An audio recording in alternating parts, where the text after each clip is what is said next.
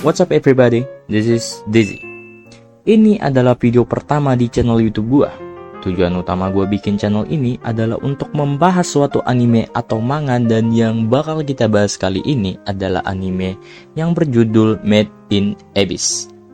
Kesan pertama gue setelah melihat anime ini, itu gue kagum dengan bagaimana penggambaran suatu anime yang tampak keluar dibungkus dengan petualangan anak-anak yang hanya ingin mencari ibunya di dasar Abyss.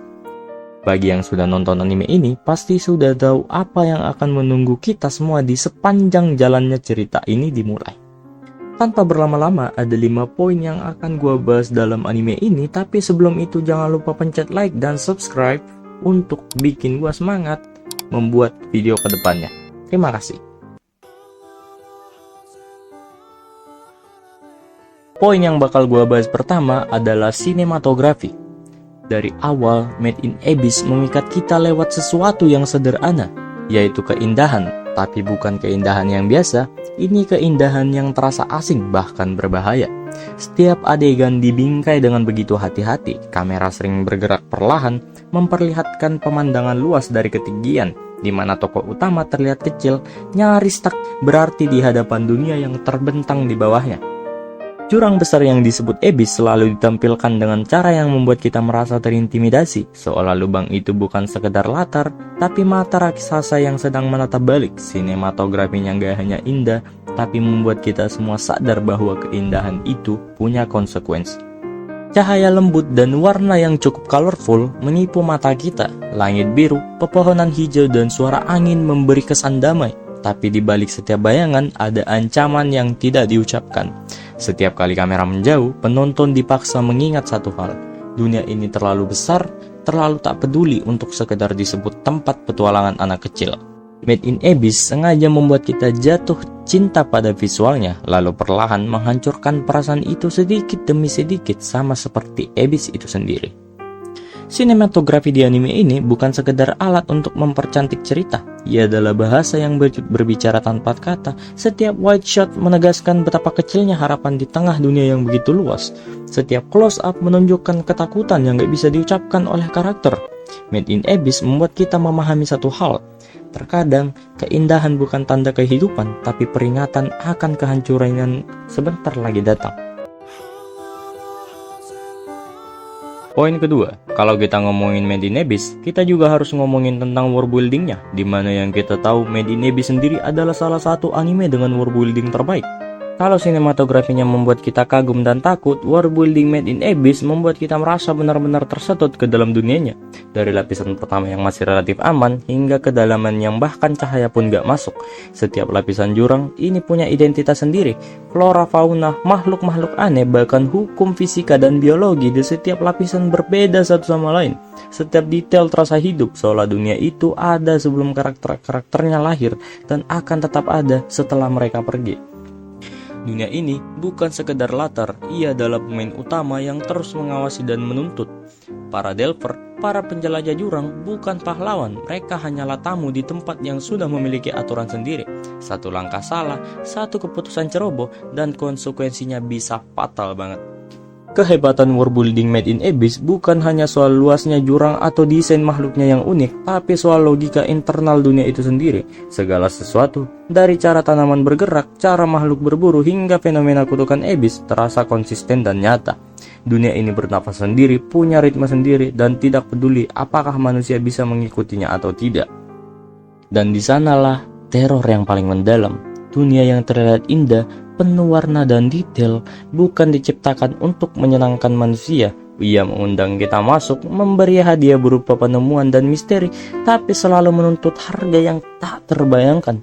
Setiap lapisan, setiap makhluk, setiap fenomena, semua memperkuat satu pesan. Manusia hanyalah pengunjung sementara, dunia ini tidak akan menyesuaikan diri dengan kita. Ia hidup, bahkan ketika kita gagal untuk bertahan. Made in Abyss membuat kita merasakan hal yang jarang terjadi di anime manapun. Kita bukan sekedar penonton, kita ikut terjebak, ikut kagum, dan ikut takut pada dunia yang bernapas sendiri. Pada pandangan pertama, Made in Abyss tampak seperti kisah petualangan anak kecil yang manis. Rico dengan matanya yang bersinar, penuh rasa ingin tahu, ingin menemukan ibunya di kedalaman jurang. Tapi semakin kita menyelami cerita ini, Semakin terasa paradoks yang tajam, dunia yang indah itu bukan sekedar latar tapi alat untuk menghancurkan kepolosan. Setiap langkah ke dalam jurang membawa konsekuensi, bukan hanya secara fisik tapi secara moral dan emosional. Anak-anak yang polos seharusnya aman di dunia atas, perlahan menghadapi kenyataan yang kejam. Makhluk yang tidak peduli pada nyawa, hukum alam yang brutal, dan kutukan iblis yang menghancurkan tubuh serta pikiran.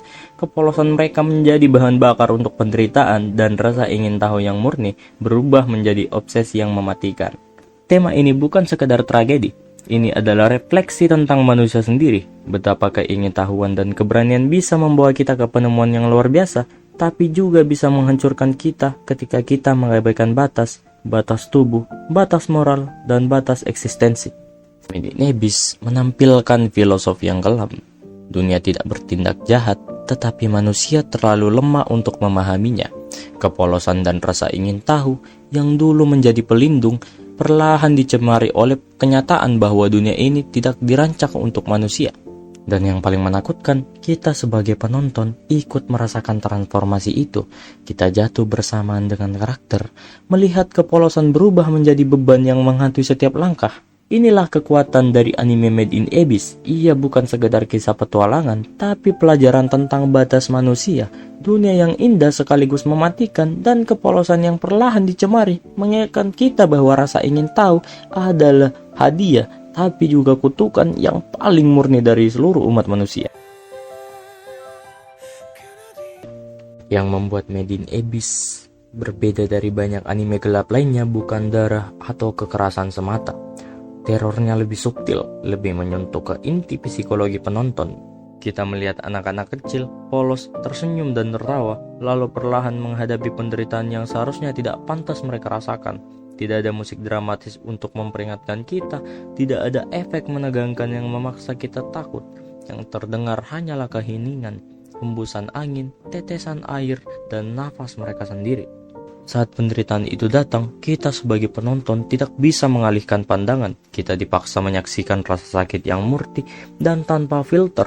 Luka, ketakutan, kehilangan teman, semuanya terasa begitu nyata. Ini bukan sekedar horor fisik, ini horor eksistensial. Kita mulai merasakan satu hal, dunia ini tidak peduli pada kita. Bahkan ketika kita berharap ada belas kasihan, dunia ini hanya diam dan terus berjalan. Psikologi karakter juga diuji habis-habisan. Rico dan Rick bukan pahlawan super. Mereka manusia kecil yang mencoba bertahan di dunia yang lebih besar daripada kemampuan mereka sendiri.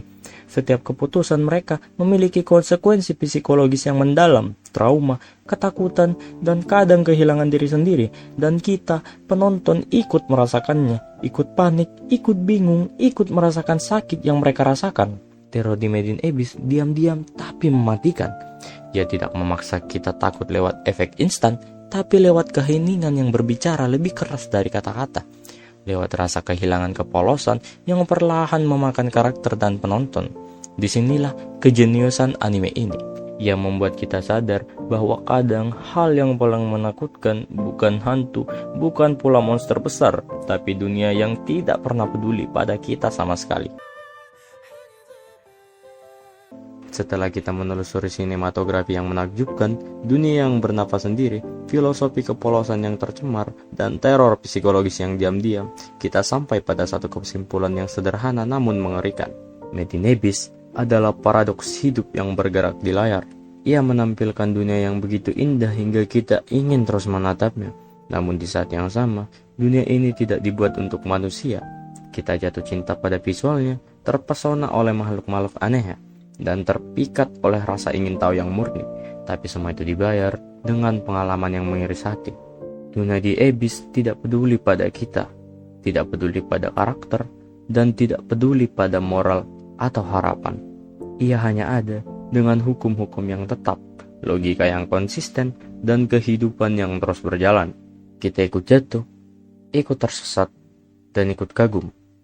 Keindahan yang ditawarkan bukan cuma hadiah, tapi itu ujian, dan setiap langkah ke dalamnya, setiap pandangan yang kita berikan, mengingatkan kita betapa kecil dan fana manusia di hadapan misteri yang lebih besar dari kita sendiri. Dan mungkin itulah kejeniusan Made in Abyss, dunia yang bisa mempesona dan menyiksa kita pada saat yang bersamaan. Dunia yang mengajarkan bahwa rasa ingin tahu adalah hadiah, tapi juga kutukan yang paling murni. Saat kita menutup cerita ini, kita sadar satu hal. Kita tidak pernah benar-benar keluar dari jurang itu. Keindahan dan kegelapannya tetap menempel di pikiran, menunggu panggilan berikutnya dari Abyss yang tak berujung. Abyss bukan cuma nama tempat dalam anime tersebut. Abyss adalah suatu bentuk eksistensial dari rasa keingetahuan manusia. Kutipan yang paling menggambarkan Made in Abyss dengan sempurna aslinya terinspirasi dari kutipan seorang filsuf bernama Friedrich Nietzsche. Barang siapa berjuang melawan monster, hendaknya berhati-hati agar ia tidak berubah menjadi monster itu sendiri. Dan bila kau menetap ke dalam jurang terlalu lama, jurang itu akan menetapmu kembali. Gua DC pamit undur diri dengan memberi satu pertanyaan. Apakah kalian siap untuk menerima rasa keingintahuan kalian sendiri? Terima kasih sudah menonton. Semoga kita dipertemukan kembali di video berikutnya. およそ1900年前、南海ベオルスカの孤島に巨大な縦穴が発見された。直径約1000メートル、深さは今も分かっていない。